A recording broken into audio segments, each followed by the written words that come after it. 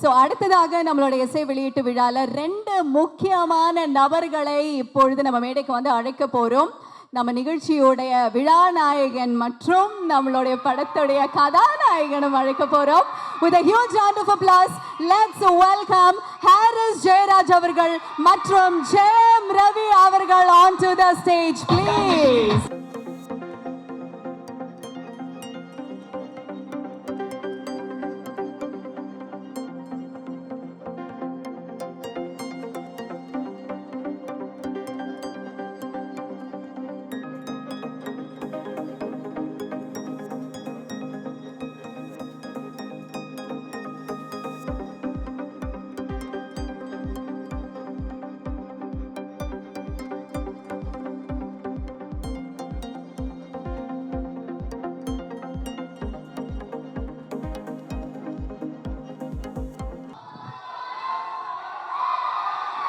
ரெண்டு பேருமே முக்கியமான நபர்கள். 2 பேருக்கிட்டையும் நம்ம நிறைய விஷயங்கள் கேட்க போறோம். ஃபர்ஸ்ட் நம்ம ஹாரிஸ் சார் கிட்ட இருந்து ஆரம்பிச்சிடலாமா சார்? அதாவது ஹிட்டான சாங்ஸ், ஃபேவரட்டான சாங்ஸ், எல்லா விஷயங்களுமே கொடுத்து ஒண்ணுமே தெரியாத மாதிரி எப்படி சார் இப்படி இருக்கீங்க? முதல்ல எல்லாருக்கும் காலை வணக்கம்.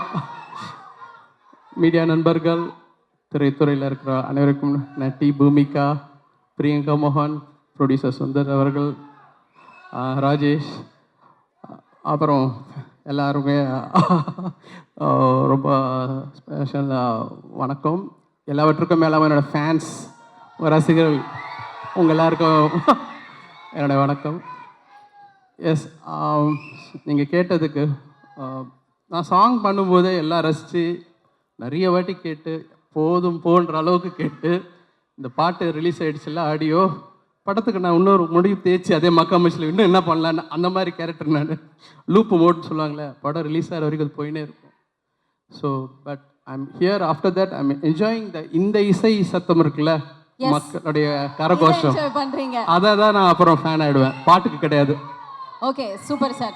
ஸோ இந்த மக்காமச்சி சாங் வந்து பண்ணும்போது இது எந்த அளவுக்கு, அஃப்கோர்ஸ் நீங்கள் கொடுத்த பாடல்கள் ஹிட் ஆகும், பட் இந்த அளவுக்கு ஒரு சென்சேஷனல் ஹிட் ஆகும் அப்படின்னு நீங்கள் வந்து நினச்சிங்களா? கண்டிப்பாக நினச்சேன், 100% நினச்சேன்.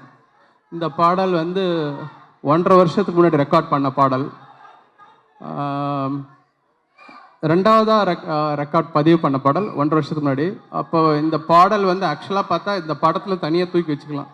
ஆனால் ஒரு டிட்டாச்டு அட்டாச்மெண்ட் சொல்லுவாங்களே, இந்த படத்தோடைய கேரக்டர், அந்த பாட்டில் வர்றது எல்லாமே அவருடைய கேரக்டர்.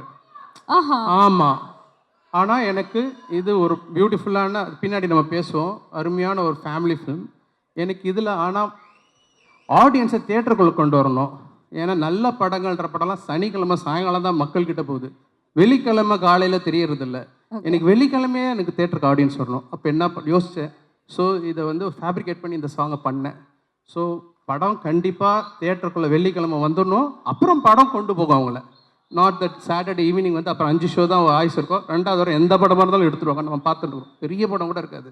ஸோ நான் தியேட்டர் வச்சுருக்கனால நான் பார்த்துருக்கேன் ஆடியன்ஸு எதை வச்சு ஒரு படத்தை ஒரு கணிக்கிறாங்க. ஏன்னா 120 ரூபா கொடுத்து வாங்குறாங்கன்போது சத்தியமாக சொல்கிறேன், பாட்டுக்காக தான் வராங்க.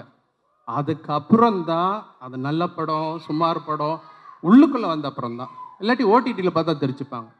ஸோ மக்காமிஷின்ற சாங்கு அது திட்டமிட்டு பண்ண பாடல், அதை பற்றி பின்னாடி பேசுவோம். ஓகே சார், மக்காமிஷி சாங் வந்து ப்ளே பண்ணும்போது நீங்கள் கண்டிப்பாக 1-2 மூமெண்ட் அப்படியே நீங்கள் ரசித்து ப்ளே பண்ணி நீங்கள் கம்போஸ் பண்ணியிருப்பீங்க.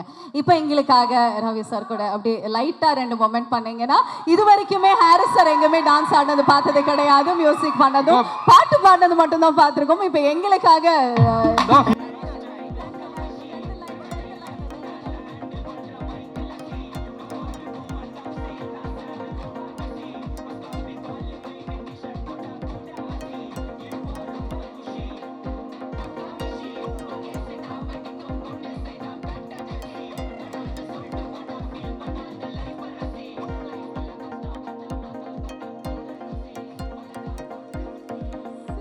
அடுத்த வீட்டு கணேஷா? இல்ல சார், இவ்வளவு எதிர்பார்க்கவே இல்லை. இது உண்மையாலுமே எங்களுக்கு மிகப்பெரிய ஒரு சர்ப்ரைஸா இருந்தது. Everybody enjoyed it, right?